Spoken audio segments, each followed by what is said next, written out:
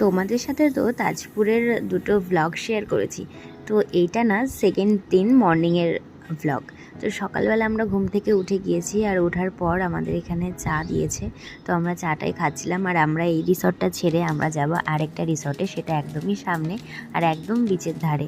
তো সেখানে যাব বলেই সমস্ত কিছু রেডি করে নিয়েছি। এখন চাটা খেয়ে আমরা সবাই মিলে একসাথে বেরিয়ে যাব।